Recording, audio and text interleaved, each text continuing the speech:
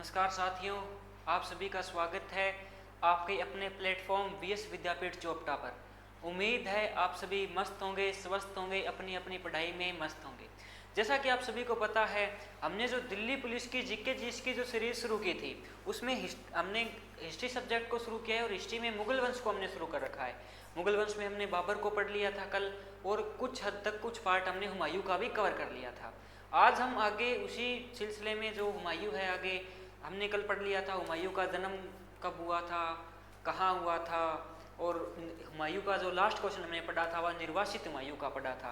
यानी हुमायूं को शेरशाह सूरी आता है और हुमायूं को क्या करता है, भारत से बाहर निकाल देता है।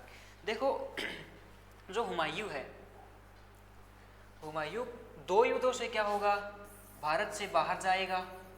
दो युद्धों से क्या होगा, भारत से बाहर जाएगा, और दो युद्धों से ही क्या होगा, भारत के अंदर आएगा। अब बाहर कौन कौन से में जाता है, जो हमने पढ़ा था कौन सा, चौसा और बिलग्राम का युद्ध। 1539 और 40 में दो युद्ध होते हैं, चौसा और बिलग्राम का युद्ध। चौसा का युद्ध 1539, ये 1540। अच्छा, भारत के अंदर वापस आएगा, अपनी सत्ता को वापस स्थापित करेगा।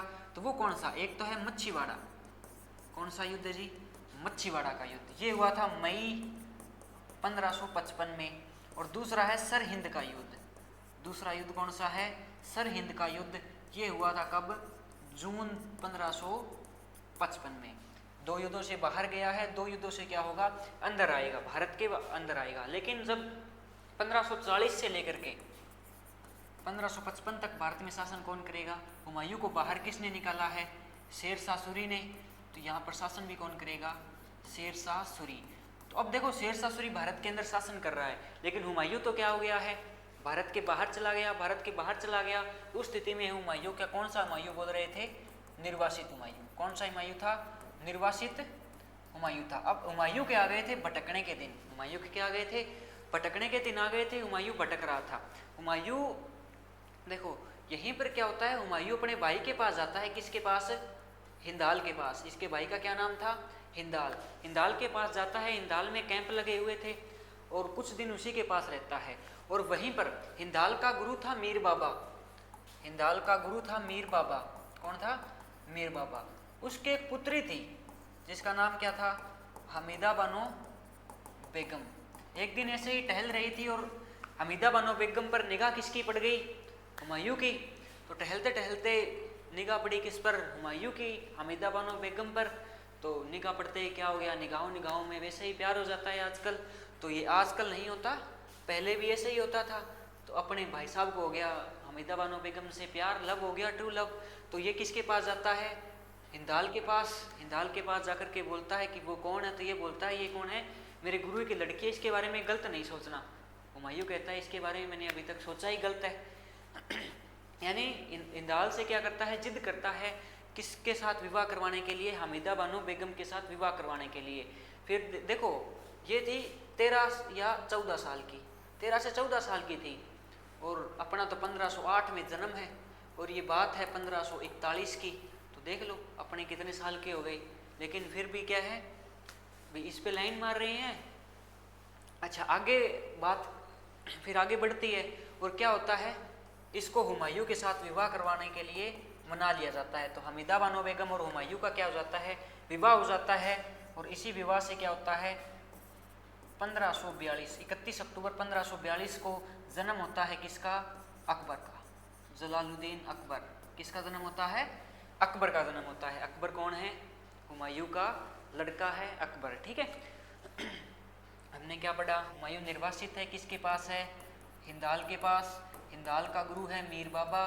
मीर बाबा की पुत्री कौन है, हमीदा बानो बेगम। मीर बाबा की पुत्री कौन है, हमीदा बानो बेगम। 1541 में इसके साथ विवाह करवाया है और 1542 में क्या हो गया, इसके पुत्र का नाम क्या है, अकबर। अच्छा, ये जो अकबर हुआ था, तो इस वक्त देखो हुमायूं, मैंने बोला ना हुमायूं के क्या थे, भटकने के दिन थे। हुमायूं भटक रहा था भी, कहीं से कुछ भी मदद मिल जाए तो मैं वापस भारत पर क्या करूं, सत्ता स्थापित करूं। अब वापस भारत पर सत्ता स्थापित करनी है तो इधर ही अमरकोट पड़ता है। अमरकोट में सोडा राणा वीरसाल है। कौन है, सोडा राणा वीरसाल। ये हुमायूं की मदद कर रहा था। और अकबर का जो जन्म हुआ था ना, वो इसी के पास हुआ था। किसके पास, सोडा राणा वीरसाल के पास, और यहीं पर एक जून का किला था। जब अकबर का जन्म होता है ना, तो उसी खुशी में हुमायूं क्या करता है, इस जून के किले को जीत लेता है। और हुमायूं को जो खबर मिलती है भी उसके पुत्र हुआ है, वो खबर कौन देता है, तर्दी बेग। ये एक सूदखोर था, लेकिन बाद में तो क्या हो गया था, हुमायूं का बहुत खास आदमी हो गया था। हुमायूं को अकबर के जन्म की सूचना कौन देता है, तर्दी बेग देता है। ये क्वेश्चन राजस्थान में पूछा गया था, ठीक है। कौन देता है, तर्दी बेग देता है। हुमायूं का विवाह किसके साथ हुआ है, हुमायूं का विवाह किसके साथ, हमीदा बानो बेगम के साथ हुआ था। और 1542 में क्या हो गया, इसके लड़का हो गया। इसकी सूचना कौन देता है, तर्दी बेग देता है। और अकबर का जन्म किसके यहाँ हुआ था, सोडा राणा वीरसाल, कहाँ पर, अमरकोट, ठीक है। अच्छा, आगे हमने वो पढ़े दो युद्ध। अब दो युद्ध कौन कौन से होंगे 1555 में, एक तो मई 1555 और दूसरा होगा जून 1555। एक तो है मच्छीवाड़ा का युद्ध। पहला युद्ध कौन सा है, मच्छीवाड़ा, लुधियाना पंजाब के अंदर जगह पड़ती है मच्छीवाड़ा। यहाँ होता है हुमायूं वर्सेस तातार खां और हैदर खां, ठीक है। कौन था, तातार खां और हैदर खां था। और जून 1555 में होता है सरहिंद का युद्ध। दोनों युद्ध इंपॉर्टेंट है। कौन सा युद्ध है, सरहिंद का युद्ध। कौन सा युद्ध, सरहिंद का युद्ध। सरहिंद का युद्ध किसके बीच में हुआ था, हुमायूं और सिकंदर शाह के बीच में, हुमायूं और सिकंदर शाह के बीच में, ठीक है। सिकंदर शाह कौन है, ये शेरशाह सूरी का वंशज है, क्योंकि 1545 के आसपास शेरशाह सूरी की क्या हो गई थी, मृत्यु हो गई थी। अच्छा, आगे हम बात करें, ये तो हो गया हमारा कंप्लीट।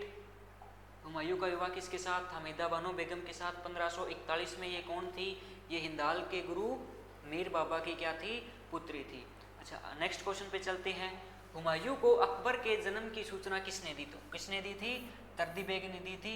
और उसी खुशी में उसने क्या किया था, जून का किला जीता था। देखो, जब ये तर्दी बेग ने हुमायूं को जन्म की सूचना दी थी ना, तो उसने, हुमायूं ने एक ही बात कही थी कि आज मेरे पास कुछ नहीं है, अगर आज मेरे पास मतलब जितना भी धन होता ना, भी आज अगर मैं भारत का मुगलिया सल्तनत का राजा होता, तो आज मैं क्या करता, अपना सारा का सारा धन उठा देता। ये बात अकबर के जन्म पर हुमायूं ने बोली थी, किसको, तर्दी बेग को, ठीक है। तो हुमायूं के जन्म की सूचना किसने दी थी, तर्दी बेग ने। मच्छीवाड़ा का युद्ध कब हुआ, तो ये हमने पढ़ा, कब हुआ, 1555, मई 1555 में हुआ था। और जून में कौन सा हुआ था, जून 1555 में ये हुआ था जी, कौन सा, सरहिंद का, हुमायूं वर्सेस सिकंदर शाह के बीच में।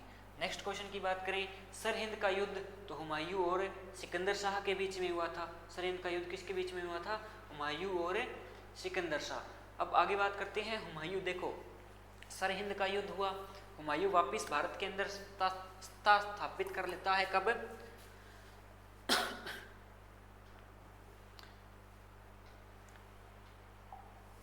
1555 के अंदर, जून 1555 में क्या करता है, सरहिंद का युद्ध जीतता है। और 1555 में क्या है, वापस सत्ता स्थापित कर लेता है अपनी, ठीक है। कब करता है, जून 1555 में। अब देखो, 1555 में सत्ता वापस आता है भारत के अंदर, और 1556 में इसकी क्या हो जाती है, डेथ हो जाती है। 24 जनवरी 1556 को क्या हो जाती है, इसकी डेथ हो जाती है। इसकी डेथ किस वजह से हुई थी, देखो, इसने जो दीनपना नहीं बनाया था क्या 1533 के अंदर, दीनपना पुस्तकालय बनाया था ना 1533 के अंदर, उस पुस्तकालय में क्या कर रहा था, भी सीढ़ियों से उतर रहा था, और इतने में नमाज शुरू हो गई। अब ये बहुत धार्मिक व्यक्ति था, मतलब 7 वार के 7 ड्रेस पहनता था, 7 रंगों की, यानी अंधविश्वासी धार्मिक टाइप का आदमी था ये बहुत ही। तो नमाज शुरू हो गई, सीढ़ियों से उतर रहा था, तो उसने वो चोगा सा पहन रखा था, जिसको घाघरा बोल देते हैं, वो चोगा सा पहन रखा था, और सीढ़ियों से उतर रहा था। अब सीढ़ियों से उतर रहा था, नमाज शुरू हो गई। नमाज में आपको पता है भी घुटनों के बल बैठना पड़ता है, तो ये बैठने की कोशिश की, और उसी में क्या हो गया, उलझ करके सीढ़ियों पे लुढ़क गया। सीढ़ियों पे लुढ़कते ही इसकी जो नाड़ की हड्डी थी वो टूट गई। नाड़ की हड्डी टूटते ही 1-2 दिन तक तो इसका इलाज चला था, लेकिन सफल नहीं हो पाया। और क्या हो गया, इसकी 1556 में, 24 जनवरी 1556 में क्या हो गई, मृत्यु हो गई थी। तो इसी की मृत्यु पर देखो, लेनपुन ने एक बात बोली थी, भी इस आदमी को लुढ़कने का मौका चाहिए। लास्ट के अंदर भी सीढ़ियों पर भी लुढ़कने का इसको मौका मिला, तो वहीं से भी क्या हो गया, लुढ़क गया। यानी हुमायूं को क्या है, लुढ़कने का मौका चाहिए, लुढ़कने का मौका चाहिए। ये आदमी जिंदगी भर क्या रहा है, लुढ़कता ही रहा है। और इसकी मृत्यु भी कैसी हुई है, लुढ़कते हुए हुई है। इसकी मृत्यु भी कैसी हुई है, सीढ़ियों पर से लुढ़कते हुए हुई है, ठीक है। कब हुई है, 1556, डेट पूछे तो 24 जनवरी को हुई है। अच्छा, अब हुमायूं का मकबरा कहाँ है? तो इसका मकबरा कहाँ है? दिल्ली में। देखो, हुमायूं का मकबरा बनाया था हाजी बेगम, ये इंपॉर्टेंट है, हुमायूं का मकबरे से बहुत क्वेश्चन पूछते हैं।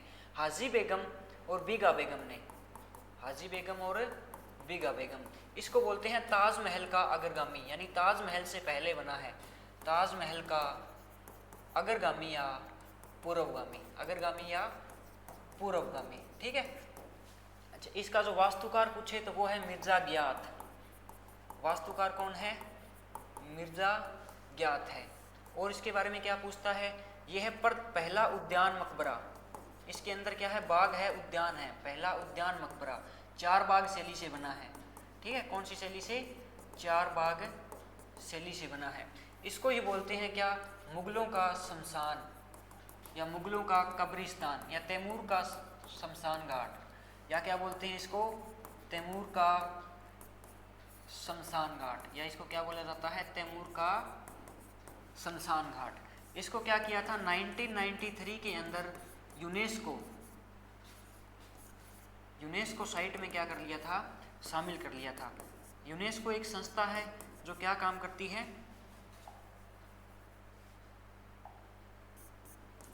यूनेस्को में क्या कर लिया था? शामिल। जो क्या है? यूनिवर्सल, जो नेचुरल है, जो एजुकेशनल है, जो साइंटिफिक है, जो कल्चरल जो साइट्स हैं, उनको क्या करती है? उनको बचाने के लिए, या उनको धरोहर के विश्व विरासत धरोहर स्थल बोलते हैं इनको, ठीक है। तो उसमें कब शामिल किया है? 1993 में। ये इंपॉर्टेंट है। इसको क्या बोला जाता है? मुगलों का कब्रिस्तान, ताजमहल का अग्रगामी या पूर्वगामी। पहला क्या है? उद्यान मकबरा 4 बाग शैली। वास्तुकार कौन है इसका? मिर्जा गियाथ है। बनवाया किसने था? हाजी बेगम और बीगा बेगम ने। और इसकी मृत्यु कब हुई थी? 1556। है कहाँ पर ये कहाँ पर है? दिल्ली के अंदर है। कहाँ पर? ये दिल्ली के अंदर। हुमायूं का मकबरा किसने बनवाया? हाजी बेगम और बीगा बेगम ने बनवाया। 1993 में यूनेस्को में शामिल पहला उद्यान मकबरा है 4 बाग शैली के आधार पर। अच्छा, अकबर के समय की पहली इमारत भी है ये क्या है? अकबर के समय की प्रथम इमारत। अकबर के समय की क्या है? प्रथम इमारत। हुमायूं के मकबरे से बहुत क्वेश्चन पूछता है, ये सारे क्वेश्चन पूछे जा चुके हैं, ठीक है। आगे हम बात करें तो ये कहाँ पर है? दिल्ली के अंदर है। नेक्स्ट क्वेश्चन की ओर चले। मुगलों का कब्रिस्तान और तैमूर का शमशान घाट। मुगलों का कब्रिस्तान और तैमूर का शमशान घाट, ये हमने पढ़ा। तैमूर कौन था जी? तैमूर के ही तो वंशज है मुगल। तो ये किसको बोला जाता है? हुमायूं का मकबरा। यहाँ कहते हैं, देखो इसको कब्रिस्तान क्यों बोलते हैं? हुमायूं के मकबरे में कहते हैं 200 से 300 जितने भी मुगल हैं, 200 से 300 मुगल हैं, उनके वंशज हैं, उन सबको कहाँ पर दफन किया गया है? हुमायूं के मकबरे में। इसीलिए इसको क्या बोलते हैं? कब्रिस्तान बोलते हैं मुगलों का। हुमायूं के मकबरे को यूनेस्को स्थल में कब शामिल किया गया? तो यह कब शामिल किया गया था? 1993 में किया गया था। हुमायूंनामा की रचना, अब देखो हमने कल पढ़ा था क्या? बाबरनामा। बाबरनामा की रचना जो की थी ना, वो तो किसने की थी? खुद बाबर ने की थी। लेकिन बाबर का लड़का कौन है? हुमायूं। और जो हुमायूंनामा की रचना की है ना, वो खुद हुमायूं ने ना करके इसकी चचेरी बहन थी कौन? गुलबदन बेगम। इसकी चचेरी बहन कौन थी? गुलबदन बेगम। इसने रचना की थी। हुमायूंनामा की कभी भाषा पूछे तो भाषा कौन सी है? फारसी भाषा है। कौन सी भाषा है? फारसी भाषा है। हुमायूंनामा की रचना किसने की है? गुलबदन बेगम ने। इसकी भाषा फारसी है। बाबरनामा की पूछे भाषा तो वो कौन सी है? चगताई तुर्की है। पायंदा खां, जेना खां, उन्होंने क्या किया? अब्दुल रहीम खान ने खाना, उन्होंने इनका क्या किया था? फारसी में अनुवाद किया था। या जो एस्क्रीन थे, और उन्होंने बाबरनामा का क्या किया था? अंग्रेजी में अनुवाद। इसका हुमायूंनामा से क्या क्वेश्चन पूछता है? किसने लिखी है? गुलबदन बेगम। भाषा कौन सी है? फारसी भाषा, ठीक है। आगे अगर हम बात करें शेरशाह सूरी का, अब देखो हमने क्या पढ़ा?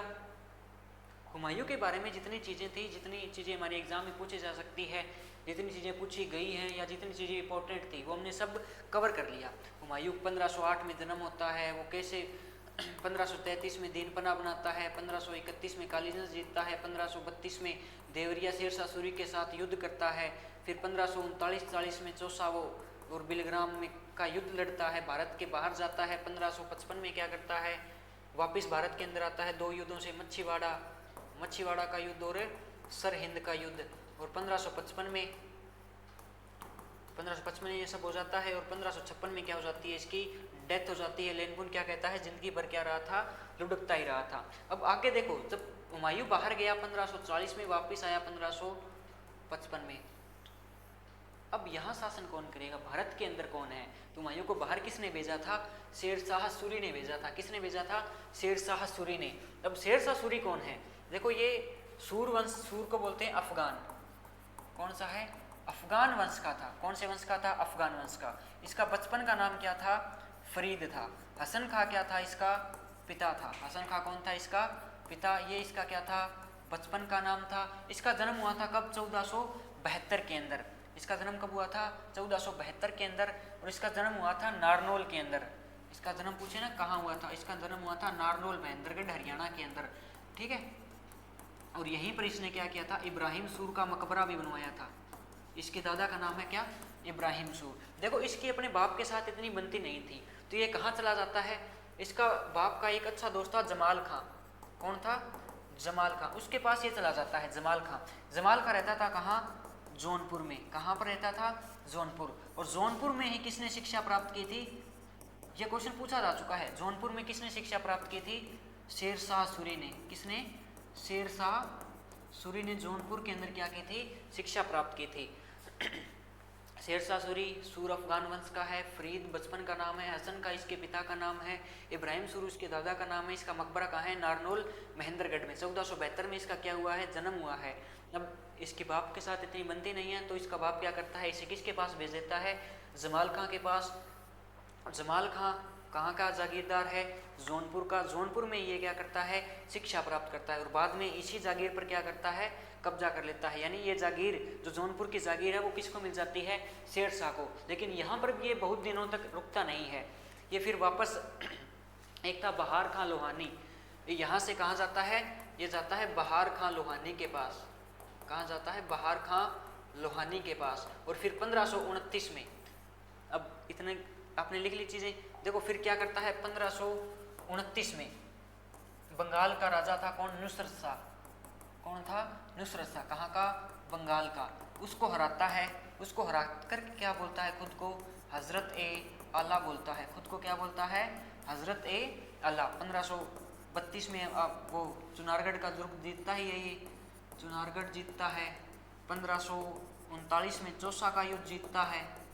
1540 में बिलग्राम का युद्ध जीतता है। 1540 में कौन सा युद्ध जीतता है, बिलग्राम का युद्ध जीतता है। फिर 1541 में ये युद्ध जीतता है। 1542, 1543, 1543 बड़ा इंपॉर्टेंट है। ये कौन सा जीतता है, रायसेन को जीतता है। कब, 1543 में। ये हम आगे बात करेंगे। अब इसने 1529 में कौन सी उपाधि धारण की है, रायसेन की उपाधि धारण की है। कौन सी, रायसेन की उपाधि धारण की है। तारिक ए शेरशाही, देखो ये भी इंपॉर्टेंट है। तारिक ए शेरशाही, ये जो शेरशाह सूरी, इसका जन्म कब हुआ, कहाँ हुआ, पिता कौन है, दादा कौन है, ये सब चीज़ें, या इसका जो शासन है, उस सब चीज़ों के बारे में जानकारी कहाँ मिलती है, शेरशाह के जीवन के बारे में जानकारी कौन सी बुक में मिलती है, तारिक ए शेरशाही। ये किसने लिखी थी, ये लिखी थी अब्बास खान सरवानी ने। किसने लिखी थी, अब्बास खान सरवानी ने लिखी थी, ठीक है। ये बहुत बार रिपीट भी हो चुका है, कौन सा, अब्बास खान सरवानी वाला, ठीक है। आगे शेरशाह सूरी ने हजरत ए अल्लाह या हजरत ए आला की उपाधि, तो ये तो आपने को बता ही दिया। कब, 1529 में। किसको हराता है, बंगाल के नुसरत खां को। किसको हराता है, बंगाल के नुसरत खां को हराकर क्या करता है, 1529 में। अच्छा, 1530 में भी क्या जीतता है, ये चुनारगढ़ दुर्ग पर कब्जा कर लेता है। और यहाँ कौन थी, लाड मलिका। देखो ये लाड मलिका कौन थी, लाड मलिका, देखो इसके पति की थी ना, इसके लड़कों ने क्या कर दी थी, हत्या कर दी थी। तो यहीं पर क्या करवा गया था, ये शेरशाह सूरी इस लाड मलिका के साथ विवाह करवा गया। अब ये रहती कहाँ थी, चुनारगढ़, तो इस पर इसके साथ विवाह करवाया है, तो अधिकार किसका होगा, शेरशाह सूरी का। तो यहाँ 1530 में क्या कर गया था, ये अधिकार कर गया था। और 1532 में देवरिया अभियान हुआ ही था। शेरशाह सूरी ने रायसेन कब जीता, अब ये रायसेन वाला देखो इंपॉर्टेंट है, कब, 1543 के अंदर। अब रायसेन में जो राजा है ना, वो इसका खास दोस्त था, कौन, राजा पूरनमल। इसका खास दोस्त कौन था, राजा पूरनमल था। अब देखो इसको बोला जाता है शेरशाह का कलंक, शेरशाह के जीवन का कलंक या काला धब्बा बोला जाता है इसको। क्यों बोला जाता है? क्योंकि राजा पूर्णमल था ना, ये शेरशाह का क्या था? मित्र था, शेरशाह का दोस्त था। और यहाँ पर ये शेरशाह इसके साथ क्या करता है?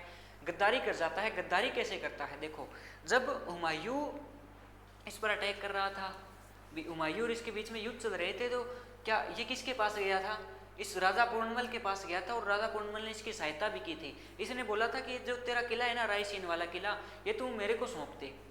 भी मेरे को बाहर निकाल दिया है हुमायूं ने, मेरे को क्या कर दे, तू इस किले के अंदर पनाह दे दे, जगह दे दे। तो ये राजा पूर्णमल हाँ भी कर देता है, लेकिन ये बोलता है कि यहाँ पर सिर्फ महिलाएं आ सकती है, पुरुष नहीं आ सकता। क्यों? क्योंकि शेरशाह सूरी को इसका पता था भी चालाक व्यक्ति है। बाबर तो इसको बोलता ही था चालाक अफगान, भी चालाक व्यक्ति है, ये कुछ भी कर सकता है। तो यहाँ पर ये क्या करता है, 700 से 800 डोलियाँ, जो शुरू की जो 100 या 150 डोलियाँ थी ना, उसमें तो क्या थी? महिलाएं थी। लेकिन जो लास्ट वाली डोलियाँ थी, उनमें क्या थे? सैनिक थे। उनमें क्या थे? सैनिक। और ये क्या करता है वहाँ पर क्या करता है?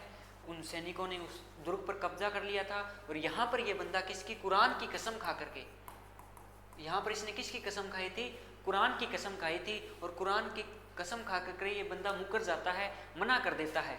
तो कलंक की बात है। यहाँ पर क्या है, इसका जो लड़का था ना कुतुब खां, इसको तो शर्म महसूस नहीं हुई थी, लेकिन इसके पुत्र को, इसका लड़का था कुतुब खां, इसको बहुत शर्म महसूस हुई थी। इसने क्या कर ली थी? आत्महत्या कर ली थी। इसने क्या कर ली थी? आत्महत्या। तो रायसेन 1543, कौन है? राजा पूरनमल है। कौन है? राजा पूरनमल है।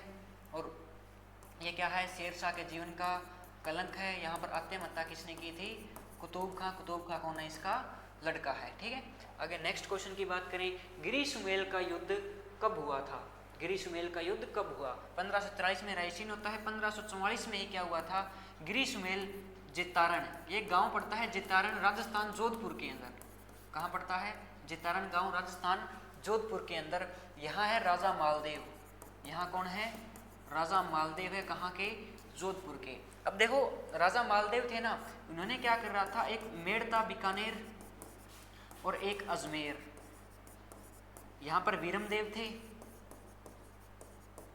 और यहाँ पर थे कल्याणमल। यहाँ पर कौन थे? कल्याणमल। इन दोनों राजाओं को हराकर इन दोनों को क्या कर लिया था? कब्जे में कर लिया था। इन दोनों को क्या कर लिया था? बीकानेर और अजमेर को, बीकानेर में मेड़ता, ठीक है, उनको क्या किया था? कब्जे में कर लिया। किसने? राजा मालदेव ने। यहाँ पर इनके सेनापतियों का बहुत जिक्र आता है। इनके सेनापति है जेता और कुंफा। जेता और कुंफा। अब ये दोनों किसके पास ले जाते हैं? बीकानेर और अजमेर वाले, ये जो वीरमदेव और कल्याणमल है, ये किसके पास जाते हैं? ये जाते हैं शेरशाह सूरी के पास। किसके पास? शेरशाह सूरी के पास। इसको जाकर के बताते हैं कि उसने कब्जा कर लिया है। और ये जो राजा मालदेव था ना, ये देखो इस वक्त हुमायूं भी भटक रहा था। ये किसकी सहायता कर रहा था? हुमायूं की। हुमायूं ने इसके पास प्रस्ताव भेजा था। हुमायूं ने प्रस्ताव भेजा और इसने क्या बोला कि मैंने क्या जीत रखा है? बीकानेर का किला, तो तू क्या कर, इस बीकानेर के किले में आकर के रुक जा। तू क्या कर, इस बीकानेर के किले भी, वहाँ पर मैं तेरे को शरण दे सकता हूँ। इस बात का पता शेरशाह सूरी को लगता है। और शेरशाह सूरी के साथ ही कौन हो जाते हैं? ये वीरमदेव और कल्याणमल हो जाते हैं। कौन? ये दोनों इसके साथ हो गए। अब शेरशाह सूरी क्या है? अपनी सेना लेकर के चल पड़ा है। कहाँ पर? गिरी सुमेल की जगह पर। ये पहाड़ियाँ थी गिरी सुमेल की, कहाँ पर? जेतारण। किस पर हमला करने जा रहा है? जोधपुर पर। जोधपुर का राजा कौन है? मालदेव। अब इस बात का पता चलता है राजा मालदेव को। तो राजा मालदेव क्या करता है? जोधपुर को छोड़कर अपने से 70 किलोमीटर आगे कहाँ पर आ जाता है? जेतारण में। किससे युद्ध लड़ने? शेरशाह सूरी। यहाँ पर शेरशाह सूरी के मन में भय तो पहले बैठ गया था कि कोई बंदा जोधपुर, देखो अपना जो मूल स्थान है, युद्ध के नाम से उस मूल स्थान को छोड़कर 70 किलोमीटर आगे आकर के बैठ गया है। जेतारण के अंदर, ये जेतारण था ना, ये जो जेता है, जेता और कुंफा, ये जेता और कुंफा दोनों सेनापति थे इसके। ये जेता का गांव था, ठीक है। इसको पता चलता है और जेतारण में आकर बैठ जाता है। कहाँ पर? गिरी सुमेल की पहाड़ियों में। और कहता है कि शेरशाह सूरी बस आ जा तू, फिर तेरे को बताएंगे युद्ध होता क्या है। तो यहाँ पर शेरशाह सूरी क्या करता है? पहले तो इन दोनों को कोसता है। ये दोनों देखो किसकी सहायता कर रहे हैं? शेरशाह सूरी की। और ये दोनों हारकर किससे बैठे हैं? राजा मालदेव। तो शेरशाह सूरी इन पर तो विश्वास कर ही नहीं सकता। क्यों नहीं कर सकता? क्योंकि अगर भी इनमें कुछ तंत्र होते तो पहले ही जीत जाते इनसे। तो अब शेरशाह सूरी कुछ तो इसके मन के अंदर है, डर है। लेकिन यहाँ पर ये क्या करता है? एक चालाकी खेलता है। यहाँ पर क्या करता है? चालाकी खेलता है। कुछ पत्थर लिखवाता है, कुछ पत्थर लिखवाता है और किसके नाम से, जेता और कुंफा। देखो राजा मालदेव थे ना, तो इसकी जो जीत का सबसे प्रमुख कारण कौन था, जेता और कुंफा था। कौन था, जेता और कुंफा। तो ये क्या करता है, पत्र लिखवाता है जेता और कुंफा के नाम के, और क्या करता है उस शिविर में फिकवा देता है, किसके, मालदेव के। और उस पत्र में लिखा क्या होता है कि हे शेरशाह सूरी, मैं हम जेता और कुंफा राजा मालदेव को भी जेतारण में लेके आ गए हैं। जेतारण गांव किसका है, जेता का। हम जेतारण में लेकर के आ गए हैं और इसको हम क्या कर देंगे, तेरे हवाले कर देंगे, इसको बंदी बनाकर तेरे हवाले कर देंगे। अब इस बात का पता किसको चलता है, राजा मालदेव। हालांकि ऐसा इनके मन में कुछ नहीं था, ये भी क्या थे, युद्ध के लिए ललायत थे, ये भी युद्ध लड़ना चाहते थे शेरशाह सूरी से। लेकिन अब इसने क्या कर दिए, पत्थर लिखवा दिए। अब पत्थर फेंकवा दिए। अब राजा मालदेव के मन में भरम बैठ गया, इसने दोनों को बुलवाया, जेता और कुंफा को। अब यहाँ पर क्या होती है, इनकी आपसी बहस होती है और राजा मालदेव जेतारण से वापस कहाँ जाता है, जोधपुर। लेकिन इन पर तो कलंक लग गया ना गद्दारी का, जेता और कुंफा पर। तो यहाँ ये इस कलंक को हटाने के लिए क्या करते हैं, शेरशाह सूरी के साथ इतना भयंकर युद्ध लड़ते हैं। कहाँ पर, गिरी सुमेल की पहाड़ियों में। और है कहाँ पर, ये जेतारण गांव जोधपुर के अंदर। और इस युद्ध में भी ये सिर्फ इस कलंक को मिटाने के लिए युद्ध लड़ते हैं, और इतना भयंकर युद्ध लड़ते हैं कि शेरशाह सूरी ने लास्ट में तो ये बोल ही दिया था कि एक मुट्ठी भर बाजरे के लिए मैं भारत की बादशाहत को खो देता। शेरशाह सूरी क्या बोलता है कि एक मुट्ठी भर बाजरे की चक्कर में मैं क्या कर देता, भारत की बादशाहत को, क्यों भारत का राजा था, तो क्या कर देता, भारत की बादशाहत को खो देता। यहाँ पर भी इनके पास सेना तो पहले ही कम थी जेता और कुंफा के पास। तो जेता और कुंफा क्या होते हैं, यहाँ पर हार जाते हैं। फिर बाद में जब तक मालदेव को पता चलता है तब तक तो शेरशाह सूरी क्या हो गया, ये जीत चुका था। और बाद में इनको तो बहुत ही गिरी आता है, बीकानेर और ये जो वीरमदेव और कल्याणमल था ना। अच्छा, तो गिरी सुमेल का युद्ध कब हुआ था, 1544 में। शेरशाह सूरी और शेरशाह सूरी के साथ कौन है, वीरमदेव है, कल्याणमल है, ठीक है। और इनके विरुद्ध में कौन लड़ा था, जेता और कुंफा। राजा कौन था, राजा मालदेव था। इस युद्ध में राजा मालदेव ने भाग नहीं लिया था, क्योंकि ये वापस कहाँ, जेतारण से वापस कहाँ, जोधपुर चला गया था। नेक्स्ट क्वेश्चन की बात करें, शेरशाह सूरी ने कौन से विभाग की स्थापना की थी। अब शेरशाह सूरी ने देखो, जैसे उसने उपज के आधार पर क्या किया था, भूमि कर लगाया था। उपज के आधार पर क्या किया था, भूमि कर लगा दिया था 1/3। एक जरीबाना कर लगाया था इसने, ठीक है। उसने कुछ विभाग बनाए थे, दीवान ए वजारत, ये था क्या, अर्थव्यवस्था और आय के लिए, अर्थव्यवस्था प्लस में आय, ठीक है, यानी आर्थिक स्थिति को। दीवान ए इंसाफ। अब देखो शेरशाह सूरी को क्या था, पत्र लेखन का बहुत शौक था। ये जो युद्ध जीता है ग्रीष्मेल वाला, वो भी पत्रों की वजह से जीता है। तो ये कौन सा था, पत्र विभाग था, ठीक है, पत्र लेखन विभाग था। दीवान ए काजा, काजा मतलब काजी, काजी किसमें होता है, न्याय में। तो ये कौन सा विभाग था, न्याय विभाग। तो ये तीनों विभाग किसने बनाए थे, शेरशाह सूरी ने। दीवान ए वजारत यानी अर्थव्यवस्था और आय के लिए था, दीवान ए इंसाफ पत्र विभाग था, दीवान ए काजा न्याय विभाग था। और क्या काम करता है, जरीमाना कर लगाता है, उपज के आधार पर भूमि कर लगाता है 1/3। देखो ये जो उपज के आधार पर था ना, ये किसने चलाया था, टोडरमल ने चलाया था। राजस्थान का एक बंदा था टोडरमल, जिसने क्या की थी, उपज के आधार पर कर की शुरुआत की थी। नेक्स्ट क्वेश्चन की बात करें, किस शासक ने आधुनिक रुपया चलाया। तो ये भी कौन था, शेरशाह सूरी था। आधुनिक रुपया चलाया था इसने, देखो 2 चलाए थे इसने। एक चलाया था तांबा का, दूसरा चलाया था किसका, चांदी का। तांबा वाले को बोलते थे दाम, और चांदी वाले को क्या बोलते थे, टंका बोलते थे। ये था 180 ग्रेन का, और ये कितने का, 360 ग्रेन का था। ये 360 ग्रेन का। तांबा वाले को क्या बोलते थे, दाम, और चांदी वाले को क्या बोलते थे, टंका। ये पिछली बार सीजीएल में पूछा गया था, टंका वाला, ठीक है। आधुनिक रुपया चलाया। इसके समय क्या थी, 23 टकसाल थी। टकसाल का मतलब जहाँ सिक्कों को, नोट को डाल दी जाती है, 23 टकसाल थी। और इन पर जो नाम चलता था वो कौन सी लिपि में चलता था, देवनागरी लिपि में चलता था। कौन सी लिपि में, देवनागरी लिपि में। नेक्स्ट क्वेश्चन की बात करें, सूर साम्राज्य की धमनियाँ किसे कहा जाता है। आज की कक्षा का हमारा अंतिम क्वेश्चन है, सूर साम्राज्य की धमनियाँ। देखो एक इतिहासकार हुआ है कौन, कानूनगो। कौन है, कानूनगो। इसने क्या बोला था, देखो शेरशाह सूरी के नाम से सभी जानते हैं क्या, इसने क्या बनाई थी, सड़क ए आजम। क्या बनाई थी इसने, सड़क ए आजम, जिसको हम किसके नाम से जानते हैं, ग्रांड ट्रक रोड यानी जीटी रोड के नाम से। तो सड़क ए आजम को ही क्या बोला जाता है, सूर साम्राज्य की धमनियाँ। और सड़क ए आजम पर इसने क्या करवाया था, 1700 सरायों का निर्माण करवाया था। क्या करवाया था, 1700 सरायों का निर्माण करवाया था, ठीक है।